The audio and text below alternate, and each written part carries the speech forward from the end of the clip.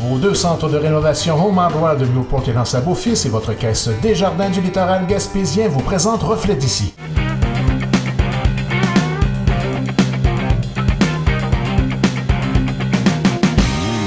Aujourd'hui, à Reflet d'ici, on se trouve directement sur le chantier de Ciment Mécanis. Je suis en compagnie de la directrice des communications, Maryse Tremblay. Bonjour. Oui, bonjour Ariane. On va faire un suivi du projet qui avance rondement d'ailleurs. Premièrement, dans le chantier, qu'est-ce qui est en place maintenant? Ah ben là, on a une belle liste à défiler. D'abord, je vous indique que ça va super bien. Le projet, comme vous savez, a connu tout son lot de...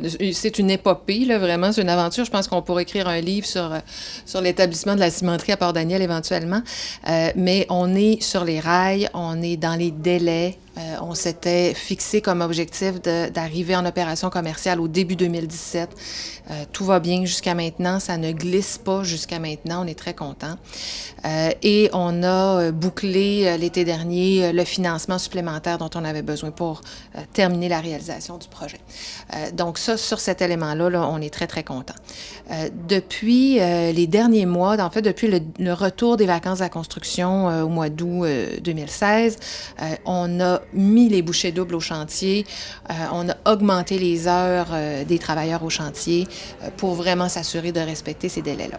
Qu'est-ce qu'on a de fait?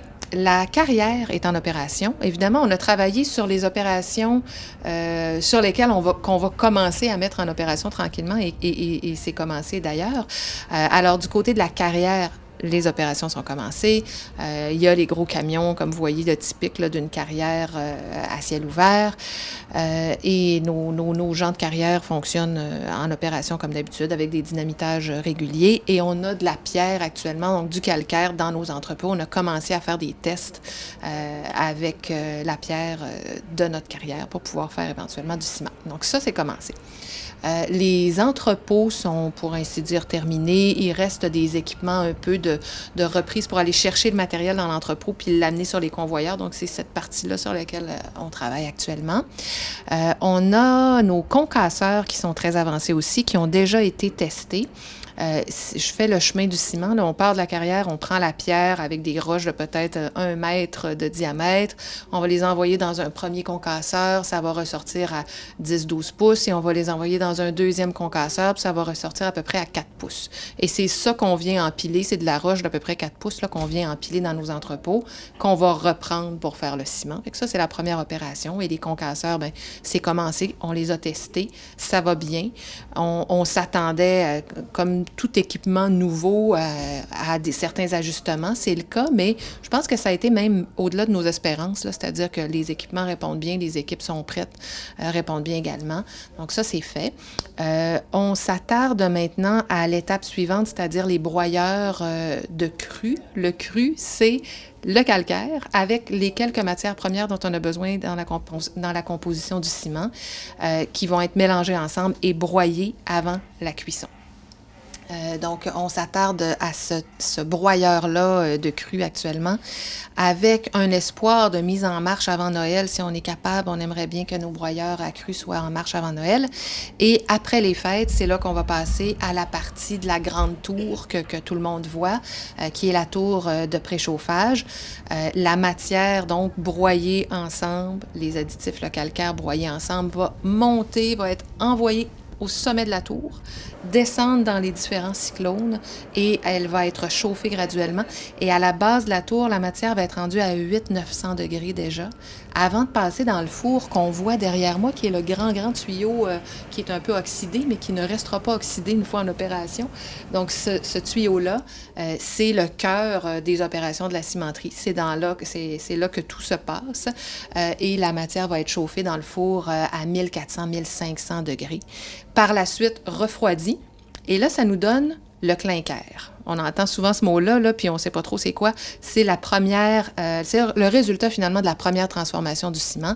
C'est une petite boulette qui ressemble à ce que vous avez dans un charcoal. Là. Tu sais, ça ressemble vraiment à ça. Et cette matière-là, le clinker, une fois refroidie, elle s'en va dans les 3 grands silos qui sont côte à côte et elle est entreposée à cet endroit-là.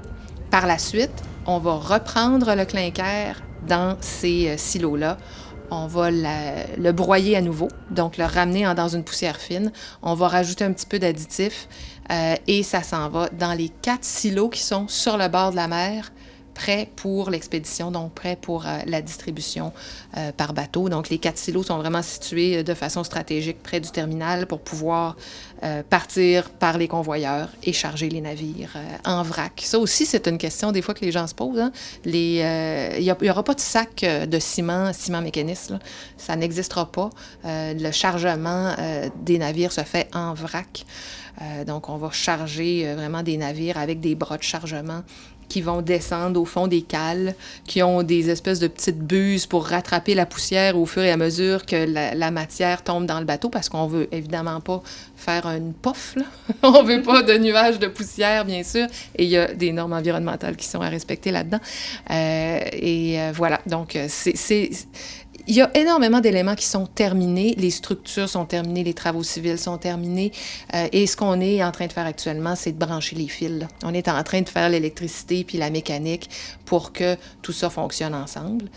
La période d'opération est commencée sur certains éléments, puis ça va se poursuivre jusqu'en mars. Et on souhaite un premier bateau de ciment mécaniste en mars, avril, qui partira vers nos terminaux.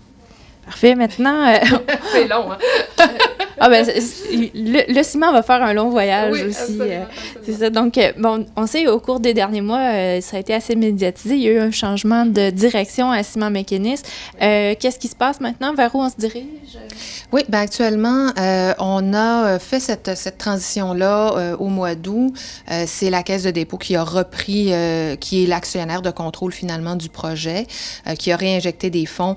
On a, comme je le disais tout à l'heure, sécurisé notre financement. On a annoncé récemment que toutes les ententes avaient été finalisées, signées, donc tout est réglé et ça nous permet d'aller de l'avant et de terminer la réalisation de notre projet au complet.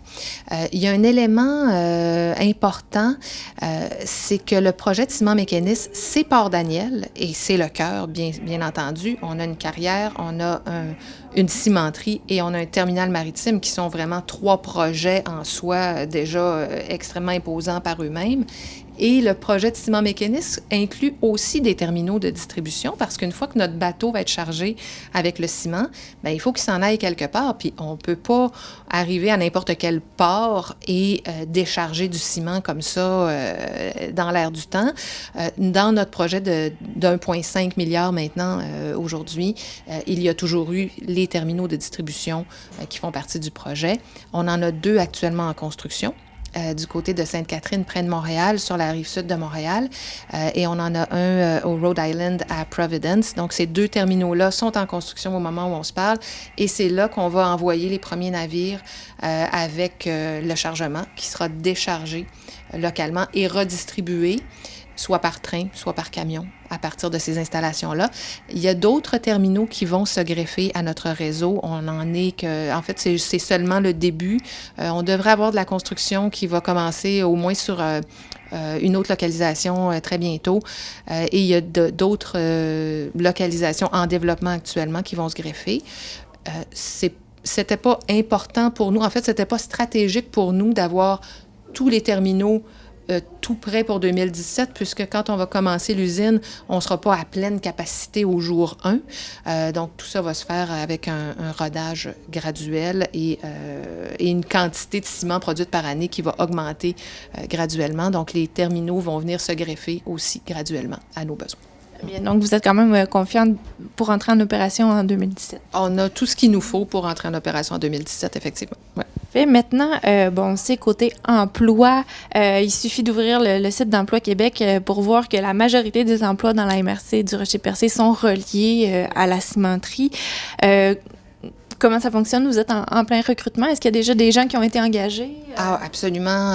Nos équipes sont, je dirais, presque complètes. Il reste peut-être une dizaine de postes à combler du côté de Mécanisme comme tel à Port-Daniel.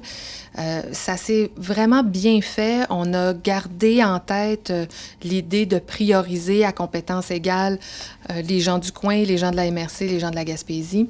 Les premiers postes qu'on a comblés, puisqu'il s'agissait de postes de cadres ou de gens qui avaient besoin de plus de connaissances fines dans le ciment, souvent les premiers postes qu'on a comblés, ce sont des gens de l'extérieur qui sont venus s'installer ici. C'est quand même un apport économique intéressant. Donc, c'est des nouvelles familles, des nouveaux arrivants qui s'installent en Gaspésie et qui avaient les connaissances nécessaires dans le monde du ciment pour pouvoir venir nous aider. Et par la suite, on a été capable de recruter des gens de la Gaspésie, des gens de Port-Daniel aussi qui font partie de notre équipe. Donc, on est extrêmement contents de ça. On est à peu près 65% de gens qui sont de la Gaspésie ou qui étaient originaires de la Gaspésie et à qui on a permis un retour en région. Mais ultimement, c'est 100% des Gaspésiens parce que les gens s'installent ici. Là, donc, on a personne là, qui fait du fly-in, fly-out, là, comme dans les projets de mines, par exemple. Nous, on souhaitait absolument que nos employés, ce soient des gens qui s'installent dans la communauté, puis c'est ce qui se passe. Il y a un volet formation aussi relié à ces emplois-là. Est-ce que vous offrez la formation ici même? Absolument.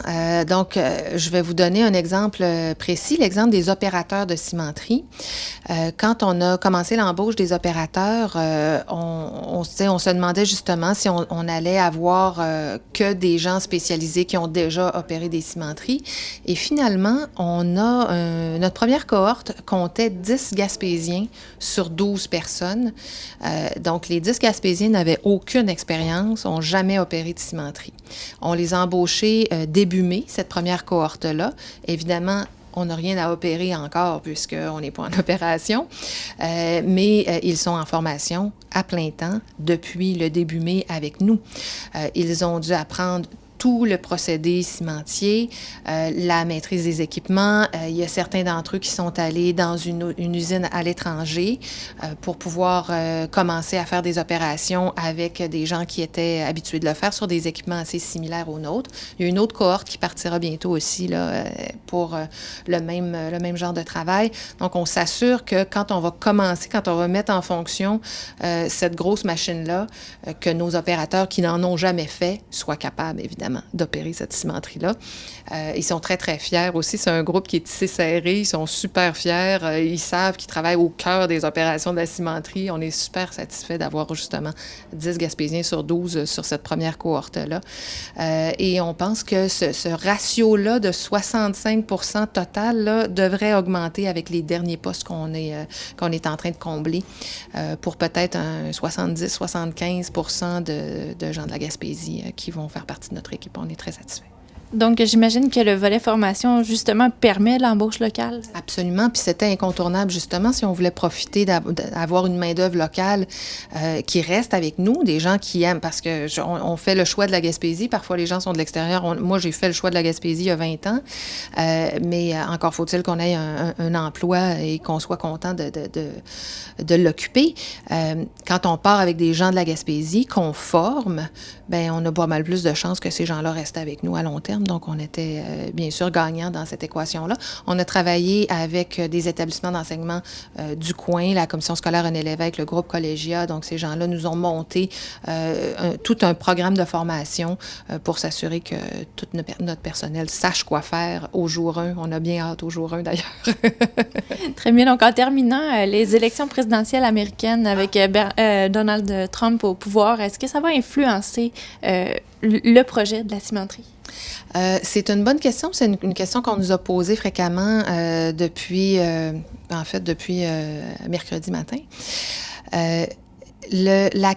Le marché du ciment, la façon dont ça fonctionne, c'est que du côté américain, les Américains ne sont pas autosuffisants. Ils n'ont pas assez de production à l'interne pour suffire à leurs besoins. Donc, à chaque année, ils doivent importer du ciment. Même au plus fort de la crise économique, quand on était complètement là, dans le fond du cycle économique, il y avait quand même 7 millions de tonnes de ciment qui étaient importées par les États-Unis. Donc, ils avaient quand même besoin pour leur projet de construction d'une quantité quand même assez importante. Et dans les moments où l'économie va pas mal mieux, on monte à 30-35 millions de tonnes de ciment importés annuellement par les États-Unis. Donc, on ne pense pas que l'élection de M. Trump, malgré un élément très protectionniste, on ne pense pas qu'il puisse y avoir une frontière qui s'installe demain matin. Donc, il n'y a pas d'inquiétude de notre côté, de ce côté-là. Et sur le plan des ventes, bien, moi, ce que je peux vous dire, c'est que ça va quand même très, très bien. Le ciment, c'est une matière qu'on ne vend pas pour la semaine suivante. Ça se signe plusieurs mois d'avance parce que nos clients, évidemment, ont besoin d'avoir une prévisibilité sur leur approvisionnement. Et ils sont très heureux d'avoir une nouvelle opportunité, d'avoir une nouvelle entreprise de qui s'approvisionner parce qu'il y a très, très peu de joueurs dans l'industrie. Il y a eu beaucoup de fusions aussi entre les grands joueurs, ce qui fait que un client, par exemple, qui avait 2 fournisseurs potentiels qui ont fusionné, en a plus qu'un. Donc, il n'y a pas beaucoup de choix, il n'y a pas beaucoup de place à de la négociation, puis sur les prix à ce moment-là. Donc, quand on arrive, nous, comme indépendants dans le marché, les clients nous voient d'un très, très bon œil et les vendeurs sont très, très heureux. D'ailleurs, on a reçu quelques dizaines de clients ici, du Canada, des États-Unis. On les a reçus au chantier au cours de l'été et de l'automne. Ils sont extrêmement impressionnés par les installations. Ils étaient très satisfaits de toutes les procédures qu'on avait mises en place pour s'assurer de produire un ciment de qualité. C'est toujours ce qu'on avait en tête depuis le début, d'avoir un produit qui se distingue. Voilà, donc sur le plan des ventes, ça va super bien. Et sur le plan politique, comme toutes les industries par rapport à l'élection américaine, on sera vigilant, on va surveiller les prochaines actions, mais on n'a pas d'inquiétude qui est reliée à l'élection de M. Trump. Bien, Maryse Tremblay, merci beaucoup. Ça me fait grand plaisir.